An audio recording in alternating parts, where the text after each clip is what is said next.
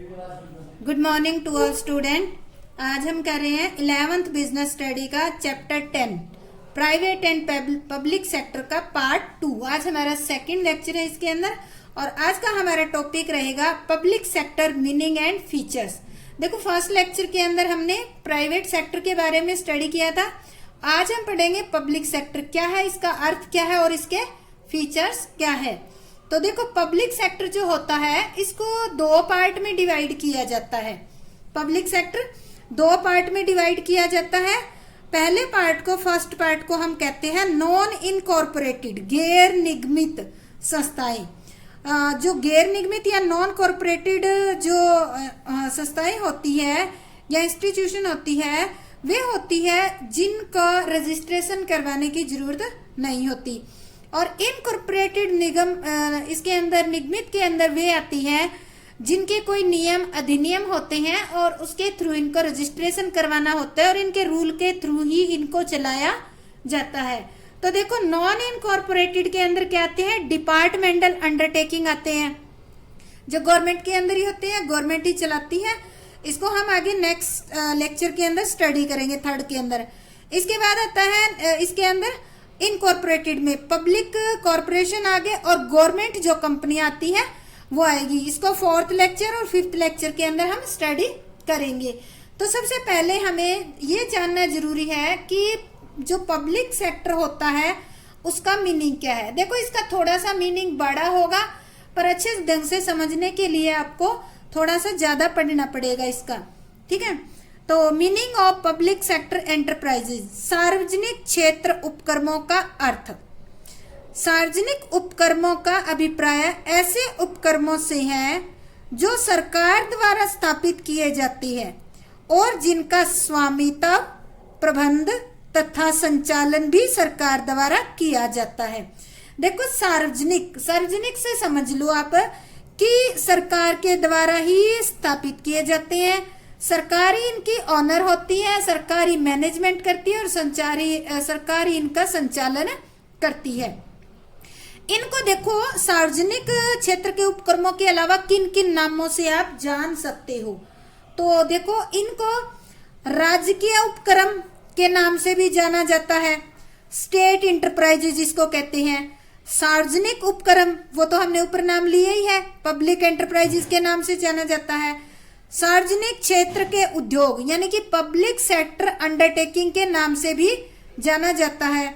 सरकारी उद्योग और गवर्नमेंट अंडरटेकिंग के नाम से भी जाना जाता है।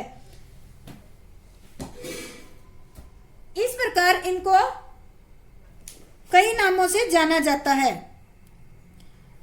अब देखो, इनको ये जो होते हैं इनको इन नामों से पुकारा जाता है। आपके क्वेश्चन में अगर ये आ जाए सार्वजनिक क्षेत्र उपक्रमों का अर्थ या आ जाए राजकीय उपक्रम का अर्थ, तो इनका सभी का क्या है, एक ही मीनिंग होगा। एक ही चीज के कई नाम रखे हुए हैं। तो इनका उद्देश्य क्या होता है, जनता को उचित मूल्य पर वस्तुएं और सेवाएं प्रदान करना इनका मोटिव होता है। लेकिन लाभ कमाने का उद्देश्य भी होता है। ये नहीं है कि ये फ्री में सेवा करती है, फ्री में नहीं करती। हाँ, इनका सेवा करने का उद्देश्य है अच्छी क्वालिटी की आपको सर्विस जो है फेयर प्राइस पे देती है, पर इनका मोटिव सेवा करने का साथ साथ प्रॉफिट अर्न करना भी होता है, प्रॉफिट भी कमाती है। सभी सरकारी संस्थाएं सरकारी उपक्रमों में शामिल नहीं किए जाते। जो भी अभी कह दें कि कोई भी सरकारी है, कोई सरकारी मान ले संस्था है, तो उसको हम उपक्रम में इंक्लूड नहीं कर सकते। जैसे सरकारी अस्पताल हो गए, सरकारी कॉलेज हो गए, स्कूल हो गए, तो इनको उपक्रमों में शामिल नहीं किया जाता, क्योंकि उपक्रम वर्ड जो आता है उसके लिए कुछ कंडीशन होती है। केवल उन्हीं सरकारी संस्थाओं को सार्वजनिक उपक्रम कहा जाएगा जो आर्थिक या व्यावसायिक क्रियाएं करती हो, यानी कि यह आर्थिक यानी कि धन कमाने के लिए या फिर व्यावसायिक क्रियाएं करती हो, उन्हें ही सार्वजनिक उपक्रम कहा जाता है। इसमें कौन से आते हैं, जैसे राष्ट्रीय उपक्रमों के उपक्रमों के उदाहरण, जैसे राष्ट्रीयकृत बैंक, हमारे नेशनलाइज बैंक जो है SBI हो गया, PNB हो गया, bank of Baroda, UCO bank हो गया, ये सारे के सारे बैंक क्या आते हैं, राष्ट्रीय नेशनलाइज बैंक आते हैं। और इनको देखने से आपको पता चल जाएगा इनके साइन बोर्ड पर क्या लिखा होता है, भारत सरकार का उपक्रम लिखा होता है। मैं आपको बुक लेती हूं, मैं दिखाती हूं आपको कैसे लिखा होता है इनके ऊपर।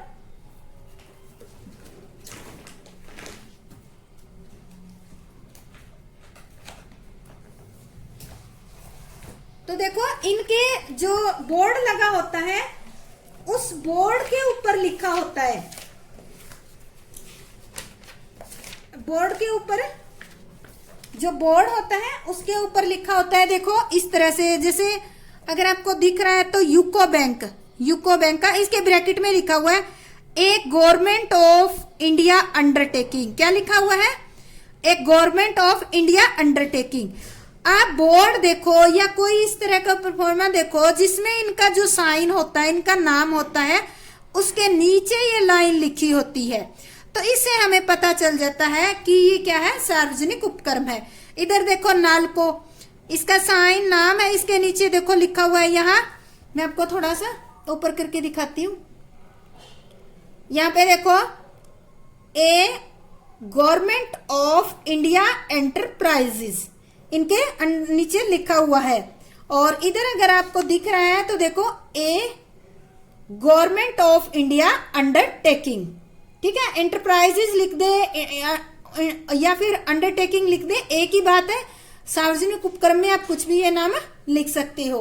तो इस तरह से इनके तो बोर्ड को या साइन बोर्ड को देखने से ही आपको पता चल जाएगा कि ये सार्वजनिक उपक्रम है या नहीं है। तो इसके बाद ये हमारा था मीनिंग, जो हमारा पब्लिक एंटरप्राइजेज है, पब्लिक सेक्टर के एंटरप्राइजेज उनका। इसके बाद आता है फीचर्स ऑफ पब्लिक एंटरप्राइजेज, यानी कि जो सार्वजनिक उपक्रम है उनकी विशेषताएं क्या है। सबसे पहली विशेषता तो देखो स्टेट ओनरशिप, यानी कि राजकीय स्वामित्व। सार्वजनिक उपक्रमों का स्वामित्व या तो कंप्लीटली यानी कि पूर्णतः केंद्र सरकार के पास होता है या राज्य या स्थानीय सरकार के पास होता है, यानी कि होता गवर्नमेंट के पास ही है, चाहे वो आपकी जो लोकल गवर्नमेंट है या स्टेट गवर्नमेंट या सेंट्रल गवर्नमेंट किसी के पास हो, वो प्राइवेट व्यक्तियों के हाथों में नहीं होती, गवर्नमेंट के हाथ में होता है। सेकंड इसका आता है स्टेट कंट्रोल। स्टेट कंट्रोल का मतलब है राजकीय नियंत्रण। सार्वजनिक उपक्रमों का प्रबंध एवं नियंत्रण सरकार के हाथों में होता है। अभी आपको मीनिंग के अंदर बताया था कि गवर्नमेंट ही इसमें पूंजी लगाती है, स्वामी होती है, प्रबंध करती है, संचालन करती है। संचालन करेगी तो नियंत्रण भी कौन करेगी, इसको कंट्रोल भी कौन करेगी, गवर्नमेंट ही करेगी। जैसे डाक तार विभाग सेवाओं को भारतीय डाक तार विभाग को सौंप दिया गया है, यानी कि ये जो है भारतीय डाक तार की सेवा है, जो भारतीय डाक तार विभाग बना हुआ है कम्युनिकेशन, उसके अंडर आता है। और इसका संचालन कौन करता है, एक मंत्रालय है जो कम्युनिकेशन मंत्रालय, उसके द्वारा किया जाता है। थर्ड नंबर पे आता है फाइनेंशियल फ्रीडम, वित्तीय स्वतंत्रता। वित्तीय स्वतंत्रता कैसे होती है, देखो सार्वजनिक उपक्रमों की लगभग सभी वित्तीय आवश्यकताएं सरकार द्वारा पूंजी विनियोग द्वारा पूरी की जाती है। सरकारी स्वामित्व है, सरकार प्रबंध करती है, तो पूंजी कौन लगाएगी, सरकार ही लगाएगी। पर ये उपक्रम अपनी वित्तीय आवश्यकताओं को पूरा करने के लिए जनता से ऋण और पूंजी भी ले सकते हैं। अब आजकल ये भी छूट मिली हुई है कि ये जनता से ऋण भी ले सकते हैं और जनता से पूंजी भी ले सकते हैं।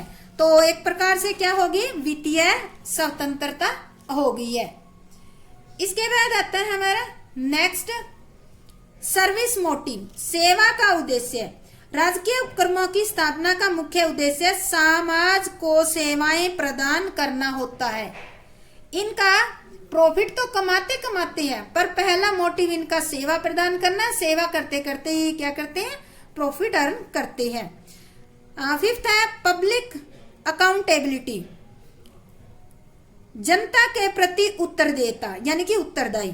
राजकीय उपक्रम न केवल सरकार बल्कि जनता के प्रति भी उत्तरदायी होते हैं, यानी कि सरकार तो स्वामी है इसलिए उत्तरदायी होना ही होना है, इसके अलावा ये जनता की सेवा करते हैं इसलिए जनता के प्रति भी उत्तरदायी होते हैं। इस कारण से जनता के प्रति उत्तरदायी होते हैं, जनता को अच्छी सेवा देनी होती है। इसके लिए जनता द्वारा चुने गए प्रतिनिधि इन उपक्रमों की सफलता और असफलता के लिए संसद या विधानसभा में टीका टिप्पणी करते हैं। टीका टिप्पणी का मतलब है कि इनके कोई मान लेते हैं इन उपक्रमों की कोई कमी रह जाती है तो देखो पब्लिक कहाँ क्वेश्चन उठाएगी, पब्लिक ने जो चुना है मंत्री उसको कहेंगे, वो मंत्री जब संसद में बैठक बैठेगी तो उसमें इसकी सफलता और असफलता के बारे में क्वेश्चन करेगा। तो इस तरह से कह सकते हैं कि ये उपक्रम सरकार के प्रति तो जिम्मेवार होते ही होते हैं, साथ के साथ जनता के प्रति भी उनके उत्तरदायी होते हैं। ब्यूरोक्रेसी इन मैनेजमेंट, प्रबंध में नौकरशाही, ये उपक्रम सरकार द्वारा स्थापित किए जाते हैं, इसलिए इनका प्रबंध प्रशासनिक अधिकारियों द्वारा किया जाता है। सीधी सी बात है, जो स्वामी होगा, स्वामी जो नियुक्त करेगा वही बंदा चलाएगा इसको। तो सरकार किसको नियुक्त करेगी? अपने अधिकारियों को, जो प्रशासनिक अधिकारी होते हैं उनको ही नियुक्त करेगी और उनके द्वारा ही संचालन किया जाएगा। और सरकार द्वारा बनाए गए नियमों को ध्यान में रखकर ही इनका संचालन किया जाएगा। कोई भी अधिकारी अपनी मन मर्जी से इनको नहीं चला सकता। गवर्नमेंट ने जो रूल रेगुलेशन बना रखे हैं उसके अकॉर्डिंग ही चलाना होगा। इसके बाद आता है 7th, हार्मोनियस इंडस्ट्रियल रिलेशन, मधुर औद्योगिक संबंध। ये उपक्रम ऐसी नीतियों को अपनाते हैं जो उनके कर्मचारियों, उपभोक्ताओं और पूरे समाज के लिए हितकर मतलब होता है लाभकारी होती है। देखो, कर्मचारी, उपभोक्ता और पूरा समाज सबको ध्यान में रखकर नीतियां बनाते हैं तो सारे खुश होते हैं। इस कारण से इनके किसी भी पक्ष के साथ यानी कि सभी पक्षों के साथ मधुर संबंध रहते हैं। इसके बाद है 8th है useful for all the sectors. All sector का मतलब है कि सभी वर्गों के लिए उपयोगी। ये समाज के हर वर्ग की सेवा के लिए उपयोगी है। कोई भी वर्ग हो, चाहे उच्च वर्ग, निम्न वर्ग, मध्य वर्ग। तो जैसे कि एग्जांपल लेते हैं, एक डाक तार विभाग समाज के सभी वर्गों की एक समान सेवाएं प्रदान करता है। कभी ऊंच नीच, छोटा बड़ा या वर्ग नहीं देखता कि किस वर्ग की सेवा करनी है, ऐसा कुछ नहीं देखता। सभी वर्गों की समान रूप से सेवा प्रदान करता है। इसके बाद नेक्स्ट एंड लास्ट पॉइंट हमारा आता है मोनोपोली इन फ्यू सेक्टर। देखो, कुछ क्षेत्रों में एकाधिकार है। एकाधिकार का अभिप्राय यह है कि किन्हीं विशेष उद्योगों को केवल सार्वजनिक क्षेत्र में ही स्थापित किया जाता है। कुछ एक उद्योग ऐसे होते हैं उनको अगर प्राइवेट सेक्टर में खोल दिया जाए तो प्राइवेट सेक्टर का तो ध्यान हमेशा प्रॉफिट अर्न करने पे ही होता है, वो समाज की सेवा नहीं करेंगे। इसलिए इस पॉइंट ऑफ व्यू को ध्यान में रखते हुए सरकार ने कुछ एक क्षेत्र आरक्षित कर रखे हैं जो केवल सार्वजनिक क्षेत्र में ही खोले जाएंगे, जैसे रेलवे, डाक तार विभाग। पर आजकल जो रेलवे है इसमें एक एक्सपेरिमेंट चल रहा है प्राइवेटाइजेशन का। जैसे आपने सुना होगा कि एक तेजस नाम की रेल है, एक प्राइवेट सेक्टर में एक रेल चलाई गई है और देखा जा रहा है कि वो कामयाब हो रही है या नहीं हो रही है। यानी कि ये जो रेलवे एक सार्वजनिक सेक्टर था, इसमें अब प्राइवेट की एंट्री देने की कोशिश हो रही है। तो ये आज हमारा सेकंड लेक्चर था इस चैप्टर का। अगर आपको अच्छी ढंग से समझ आ गया है तो लाइक, शेयर और सब्सक्राइब करें और कमेंट करके जरूर बताएं कि आपको अच्छा लगा या नहीं लगा। जय हिंद, जय भारत।